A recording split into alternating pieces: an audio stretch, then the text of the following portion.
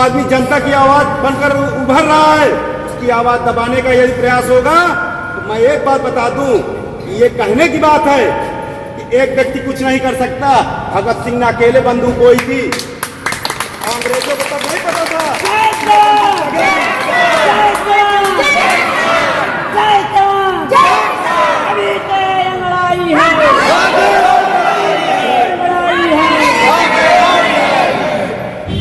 यहाँ पर सम्मानित सभी किसान भाइयों का हृदय से स्वागत करता हूँ और आदरणीय श्री राकेश कुमार और श्री शिव कुमार गुरु जी और राजकुमार पांडे जी जिलाध्यक्ष, इन सभी लोगों का मैं हृदय से धन्यवाद देता हूँ कि इन्होंने एक व्यवस्था कम से कम इस तरीके की बनाई कि जहाँ हम लोग एक छाते के नीचे सब लोग बैठ सकते हैं।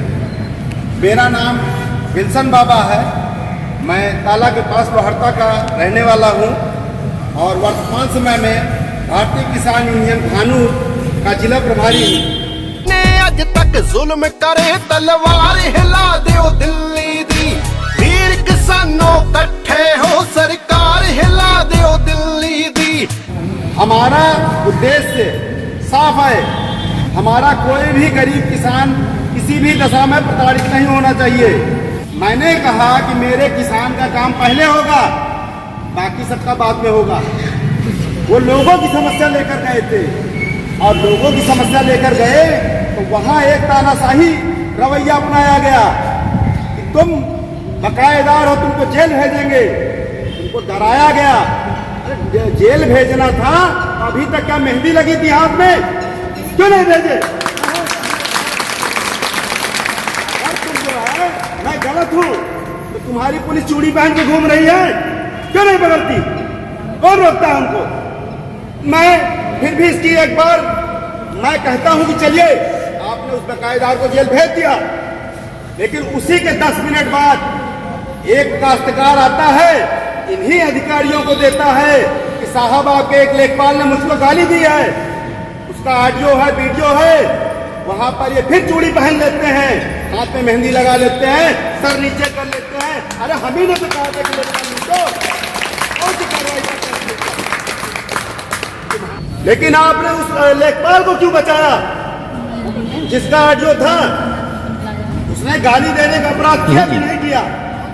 अच्छा, उसके विरुद्ध मुकदमा दर्ज होना चाहिए।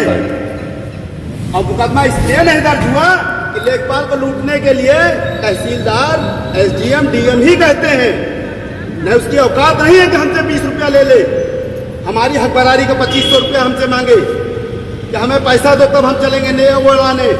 चपरासी को कहे कि 500 रुपया दो तो तुम्हारी नोटिस लेके जाएंगे, कौन कहता है ये?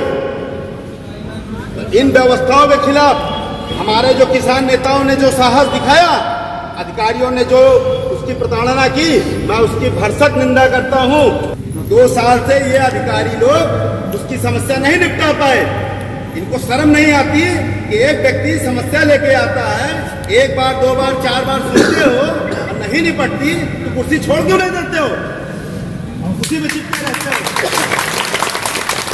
जब बात आती है आगे की तो मैं पूछता हूँ कि बहुत से दुकानदार मेरे लोन लेते हैं, बहुत से बड़े बड़े बकायेदार हैं, उनका क्यों नहीं वसूलते? वो समस्या लेकर आता है तो आप उसके खिलाफ कार्रवाई करके उसका साहस तोड़ना चाहते हो। यदि वो ना आता तो घर में बैठा रहता।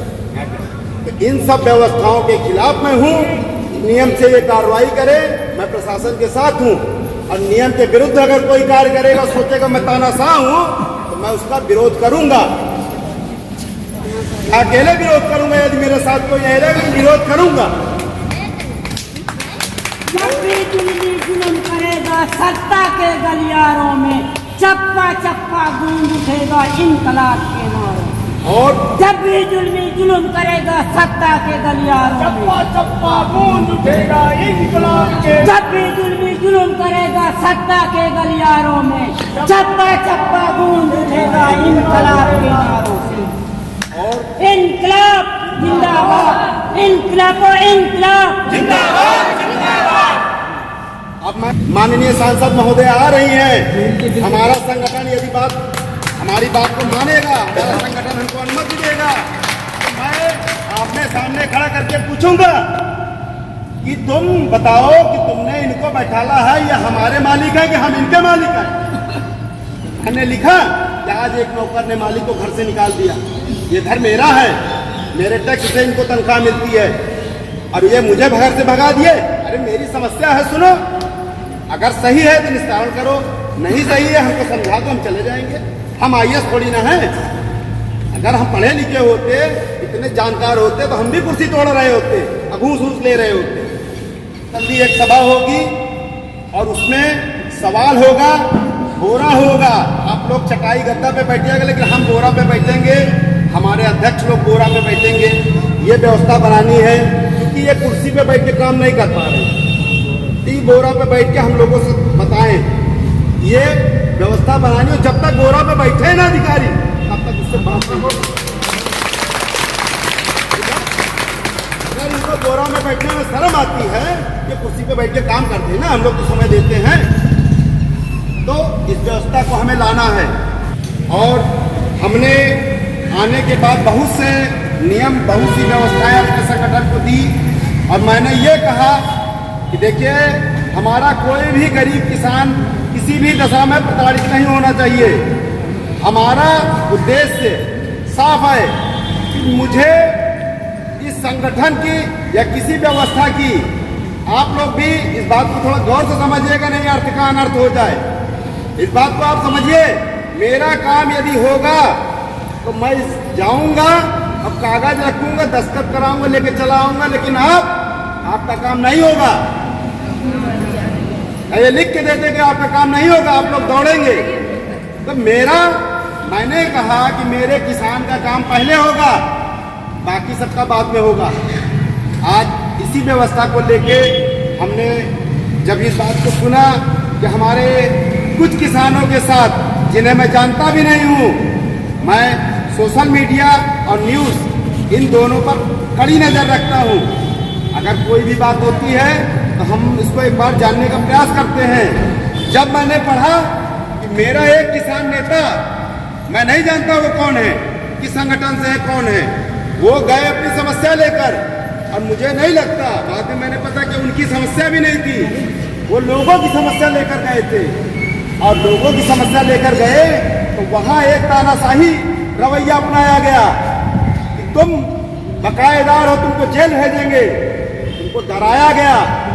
जेल भेजना था, अभी तक क्या मेहंदी लगी थी हाथ में? क्यों नहीं भेजे? और तुम जो है, मैं गलत हूं तो तुम्हारी पुलिस चूड़ी पहन के घूम रही है, क्यों नहीं पकड़ती? कौन रोकता है उनको? बात इस बात की है कि गलत के विरुद्ध कार्रवाई हो, लेकिन किसी निर्दोष के व्यक्ति, किसी जो आदमी जनता की आवाज बनकर उभर रहा है, उसकी आवाज दबाने का यदि प्रयास होगा, तो मैं एक बात बता दूं कि ये कहने की बात है कि एक व्यक्ति कुछ नहीं कर सकता। भगत सिंह ने अकेले बंदूक बोई थी, अंग्रेजों को तब नहीं पता था।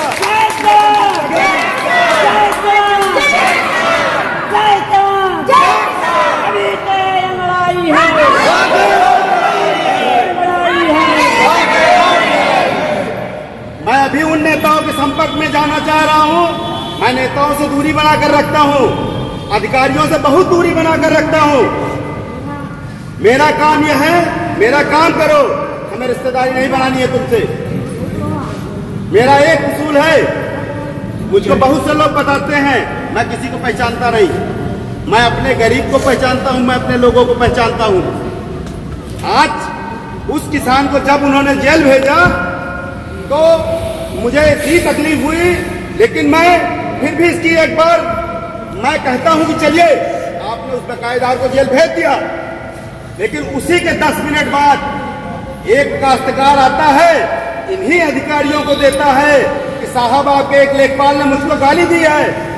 उसका ऑडियो है, वीडियो है, वहां पर ये फिर चूड़ी पहन लेते हैं, हाथ में मेहंदी लगा लेते हैं, सर नीचे कर लेते हैं। अरे हम ही ने तो कहा था कि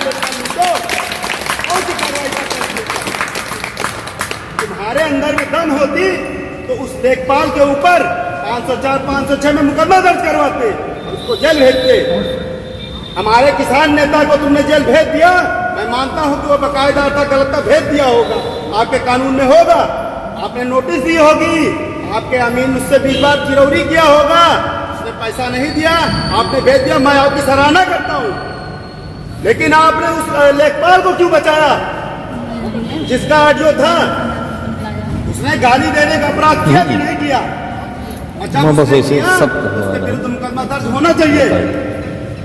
और मुकदमा इसलिए नहीं दर्ज हुआ कि लेखपाल को लूटने के लिए तहसीलदार, एसडीएम, डीएम ही कहते हैं। न उसकी औकात नहीं है कि हमसे 20 रुपया ले ले, हमारी हकबरारी का 2500 रुपया हमसे मांगे कि हमें पैसा दो तब हम चलेंगे नए उड़ाने। चपरासी को कहे 500 रुपया दो तो तुम्हारी नोटिस लेके जाएंगे, कौन कहता है ये? इन व्यवस्थाओं के खिलाफ हमारे जो किसान नेताओं ने जो साहस दिखाया, अधिकारियों ने जो उसकी प्रताड़ना की, मैं उसकी भरसक निंदा करता हूं। मैं ये भी जानता हूं कि मेरे पीछे कितने लोग रहेंगे या नहीं, लेकिन मैंने कहा भगत सिंह ने अकेले बंदूक बोई थी और किसी क्रांतिकारी ने नहीं बोई थी। तो मैं यदि सत्य रहूंगा तो सत्य अपने आप में 1000 हाथियों का बल रखता है। दूसरी, एक तीसरी घटना आपको और बता दें। तीसरी घटना कैसे घटती है कि एक व्यक्ति किसानों की समस्या लेकर वो पहुंचता है कि साहब मेरे गांव की जो नहर थी उसको पाट लिया गया है, उसको पाट लिया गया है। वो व्यक्ति 2 साल से नहर पाटने की शिकायत लेके जाता है। अरे नहर में एक किसान का पानी बहेगा, नाले में एक किसान का पानी बहेगा, लेकिन वो किसी संगठन से नहीं था, लेकिन जनहित का मुद्दा लेके वो जाता था। 2 साल से ये अधिकारी लोग उसकी समस्या नहीं निपटा पाए। इनको शर्म नहीं आती कि एक व्यक्ति समस्या लेके आता है, 1 बार 2 बार 4 बार सुनते हो और नहीं निपटती तो कुर्सी छोड़ क्यों नहीं देते हो, उसी में चिपके रहते हो। जब बात आती है आगे की तो उन्होंने क्या किया कि उस बेचारे या हमारे साहसी किसान की उन्होंने उसको जो है सभागार से भगा दिया, भाग यहाँ से, क्यों आए हो समस्या लेकर नहर की। और उसको पुलिस चूंकि इनके पास है, अब पुलिस भी दिमाग की पैदल है, उसको जो भी आदेश मिलेगा उसी का पालन करेगी। वो ये नहीं सोचती कि जो है हमको जो आदेश मिला है वो सही है गलत। तो नतीजा क्या हुआ कि उस बेचारे नहर की समस्या को जो लेकर आया था उसको सभागार से बेइज्जत करके बाहर निकाल दिया गया। आप बताइए, ये 3 व्यक्ति जो अपमानित हुए, अब इसमें से बताइए कौन जाएगा? आप जाएंगे? इसलिए मेरी वेदना है, मेरा दुख है। मैं चाहता हूं कि जिसे इन्होंने जेल भेजा है, मैं कानून की भी थोड़ी बहुत जानकारी रखता हूं। मैं अभी इनसे जनसूचना मांगूंगा कि आपने उसको नोटिस कब दी? बिना नोटिस के किसी को आप गिरफ्तार नहीं कर सकते हो। आपने कब दी? वसूली का कब दिया? मैं पूछता हूं कि बहुत से दुकानदार मेरे लोन लेते हैं, बहुत से बड़े बड़े बकायेदार हैं, उनका क्यों नहीं वसूलते? वो समस्या लेकर आता है तो आप उसके खिलाफ कार्रवाई करके उसका साहस तोड़ना चाहते हो। यदि वो ना आता तो घर में बैठा रहता। तो इन सब व्यवस्थाओं के खिलाफ मैं हूँ। नियम से ये कार्रवाई करे, मैं प्रशासन के साथ हूँ। और नियम के विरुद्ध अगर कोई कार्य करेगा, सोचेगा मैं तानाशाह हूँ, तो मैं उसका विरोध करूंगा। अकेले विरोध करूंगा, यदि मेरे साथ कोई नहीं रहेगा तो विरोध करूंगा। जब भी जुल्म करेगा सत्ता के गलियारों में, चप्पा चप्पा गूंज उठेगा इनकलाब के नारों। और जब भी जुल्म करेगा सत्ता के गलियारों में, चप्पा चप्पा गूंज उठेगा इनकलाब के। जब भी जुल्म करेगा सत्ता के गलियारों में, चप्पा चप्पा गूंज उठेगा इनकलाब के नारों से। और इनकलाब जिंदाबाद, इनकलाब इनकलाब जिंदाबाद जिंदाबाद। अब मैं आप लोगों को, आप ही लोगों की बातों से लेकर इस विषय को हमें आपको भूलना नहीं है। अपने घर में एक सुई रख लीजिए और रोज शाम को सोते समय उंगली में चुभा के तब सोइएगा कि आपको याद रहे ये बात। उसके बाद रही बात इस बात की, यदि मेरे किसान के साथ गलत किया है तो उसको हम बर्दाश्त नहीं करेंगे, इसके खिलाफ लिखापढ़ी करेंगे, जहां तक हो सकेगा लड़ेंगे। माननीय सांसद महोदय आ रही हैं, हमारा संगठन यदि हमारी बात को मानेगा, हमारा संगठन हमको अनुमति देगा, तो मैं आमने सामने खड़ा करके पूछूंगा कि तुम बताओ कि तुमने इनको बैठाला है, ये हमारे मालिक है कि हम इनके मालिक हैं? मैंने लिखा कि आज एक नौकर ने मालिक को घर से निकाल दिया, ये घर मेरा है, मेरे टैक्स से इनको तनख्वाह मिलती है और ये मुझे घर से भगा दिए। अरे मेरी समस्या है, सुनो, अगर सही है तो निस्तारण करो, नहीं सही है हमको समझा दो, हम चले जाएंगे। हम IAS थोड़ी ना हैं।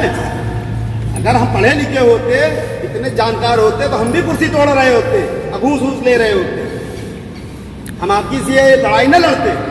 लेकिन ये व्यवस्थाएं गलत हैं। हम आप सब लोगों से एक वादा लेना चाहते हैं कि तिलोई में बहुत जल्दी एक सभा होगी और उसमें सवाल होगा, बोरा होगा। आप लोग चटाई गद्दा पे बैठिएगा, लेकिन हम बोरा पे बैठेंगे, हमारे अध्यक्ष लोग बोरा पे बैठेंगे।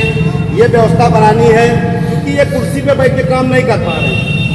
ती बोरा पे बैठ के हम लोगों से बताएं, ये व्यवस्था बनानी हो। जब तक बोरा पे बैठे ना अधिकारी, तब तक उससे बात नहीं होगी।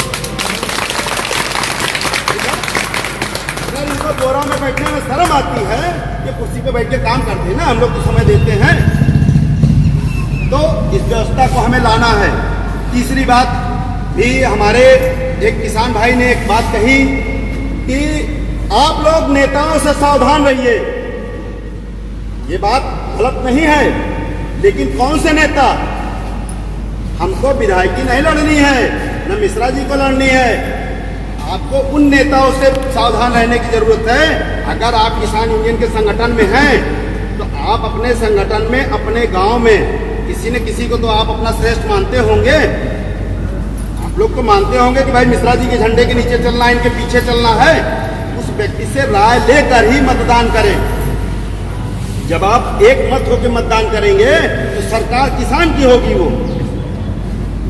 उनका कहने का मतलब है किसानों के साथ चलिए, लेकिन इन खद्दरधारियों से बचिए, इन नेताओं के पीछे मत चलिए। तीसरी एक बात जरूरी ये है कि हमारे किसान भाइयों का एक बकाया है, इन गरीब व्यक्तियों का एक बकाया है। बकाया क्या है कि हमको पहले चीनी मिलती थी, कोटे में मिलती थी कि नहीं मिलती थी? ठीक। इसके बाद हमको मिट्टी का तेल मिलता था, ठीक है। इन अधिकारियों का अगर टीए रुक जाता है, कोई हिसाब किताब बाद में आता है, तो ये एरियर बना के वसूलते हैं। इनका लाखों रुपया एरियर आता है। मेरा भी एरियर आएगा आपके विधान लोकसभा के चुनाव में। मेरा मिट्टी का तेल और मेरी चीनी जितनी मिलती थी, किससे पूछ के बंद किए हो? आप वो हमारा दीजिए, आप उसको कम करके और इसके बाद राशन भी उतना ही दे रहे हो, बेवकूफ बना रहे हो। और एक चीज आपको और बता दें, आप लोगों को नहीं पता है तो आप लोग जान लीजिए, मैं ऑन रिकॉर्ड और ऑन पेपर, जिसको मोबाइल पर रिकॉर्ड करना हो कर सकता है। ये आप लोगों को लग रहा है कि ये सरकार आपको फ्री में राशन दे रही है, एक बार महीने में 2 बार दे रही है। ये सपा ने भी दिया था आपको 2012-13 में, जब कांग्रेस की सरकार थी और प्रदेश में सपा की सरकार थी, आपके लिए रानी लक्ष्मीबाई नाम से एक योजना आई थी। उस योजना के राशन को ये अधिकारियों ने क्या किया, यहाँ से उठाया, यहीं से बेच दिया। और उस टाइम पे एक एक व्यक्ति को 150 किलो राशन जो है दिया गया था।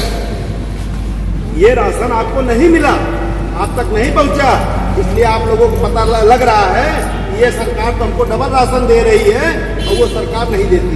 उसने भी दिया था। और मैंने जब घोटाला पकड़ा 54 करोड़ रुपए का, जब मैंने 54 करोड़ का घोटाला पकड़ा तो मेरे ऊपर पूर्ति विभाग के पूर्ति निरीक्षक ने एक मुकदमा लिखवा दिया कि भैया मुंह बंद करो। हमने कहा तुम एक नहीं एक और लिखा दो। हम लिखा पढ़ी चलते रहे, सचिवालय से जांच करा दी, लोक सूचना आयोग से जांच करा दी।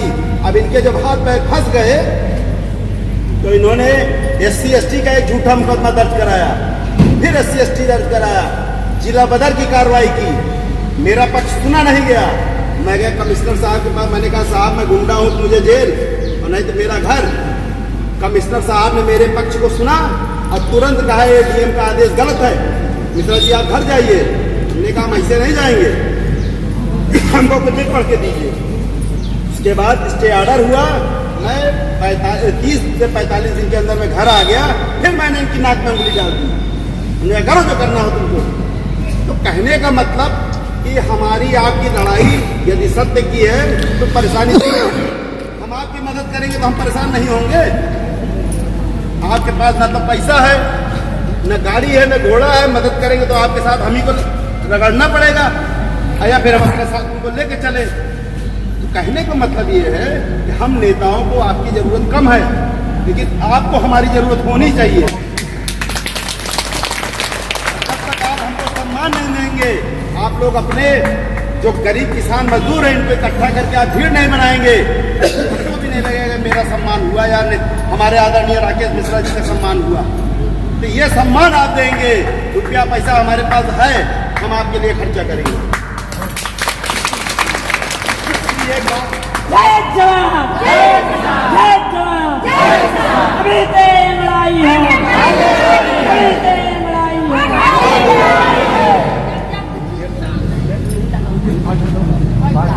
एक बात लास्ट में हम आपको और कहना चाहेंगे कि एक छोटी सी बात पे हम आपको एक बात समझाना चाहेंगे कि आज हम लोग तो जरूरतमंद हैं, कहीं न कहीं से किसी न किसी को प्रताड़ित किया है, हम लोग इकट्ठा हैं। ये बात जो मैं बता रहा हूँ इसको ध्यान से सुनिएगा।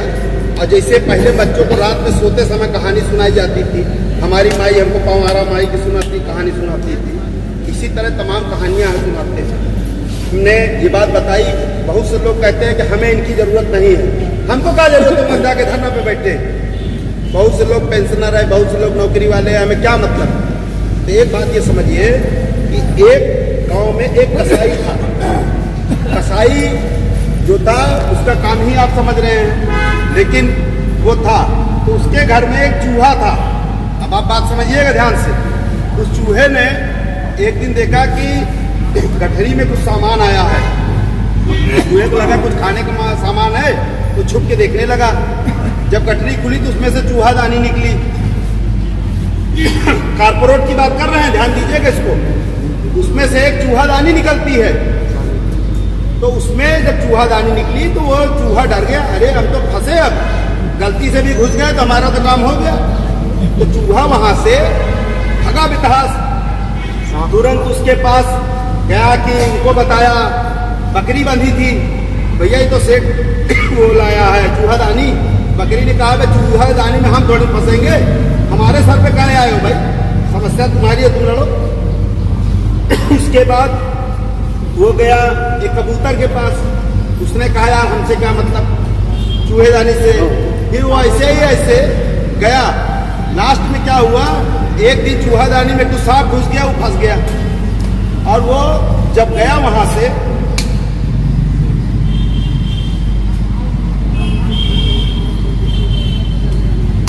जब वो वहां से गया तो उसकी शिकायत जब निकली, वो उसकी औरत, उसने सोचा उसकी पूंछ पकड़ लिया।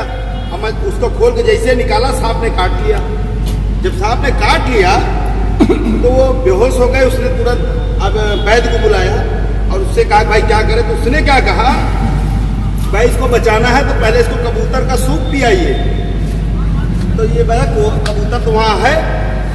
तो वो कसाई तुरंत गया, कबूतर को पकड़ लाया। तब कबूतर की समझ में आया, वो चूहा ने भी बताया तक चूहादानी आई है, अगर उस समय हम जग गए होते तो फंसते नहीं। कबूतर को मारा गया, उसका सूप पिलाया गया, धीरे धीरे करके सेठानी ठीक हो गई। और जब ठीक हो गई तो लोग, जब तक वो बीमार थी, खटिया पे थी, तो लोग देखने वाले आते थे। कुछ दिन उसके मेहमान आ गए, तो ये हुआ कि आज खाने में क्या व्यवस्था की जाए। तो उसने कहा इस जगह मुर्गा पकड़ो, मुर्गे को निपटा दिया। मुर्गा भी रोने लगा कि अगर चूहे की बात माने होते तो आज ये दिन ना आता, उस समय यदि हमने सोचा होता। मुर्गा खत्म हो गया। इसके बाद जब वो शिकायत ठीक हो गई तो उनकी खुशी में एक दिन जो है पार्टी रखी गई। जिस दिन पार्टी रखी गई उस दिन वो बकरा काटा गया, बकरा भी मर गया। लेकिन चूहा जैसे ही उसने खतरा देखा कि हमारे साथ कोई नहीं है, तो पूरा दिन का घर छोड़ उनके घर वो निकल गया। तो चूहा तो बच गया।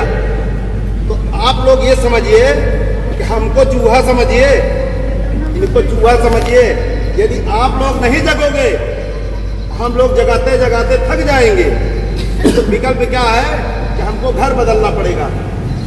और घर बदल दिए, ये मुर्गी, ये कबूतर, ये बकरा, ये सिर्फ किसान और मजदूर ही बनेगा, जो अपनी बात नहीं रख सकता। इसलिए आप सब लोगों को संगठित होकर अपने गांव में संगठन को मजबूत करना है। आप लोग जब आइए, यही प्रयास करिए कि कोई एक नया आदमी मीटिंग में लाइए, तभी ये संगठन आपको मजबूत होगा और आगे बढ़ेगा। आप सभी किसान भाइयों का हम हृदय से स्वागत करते हैं और एक बार जोर से नारा लगाते हैं, जय जवान, जय जवान।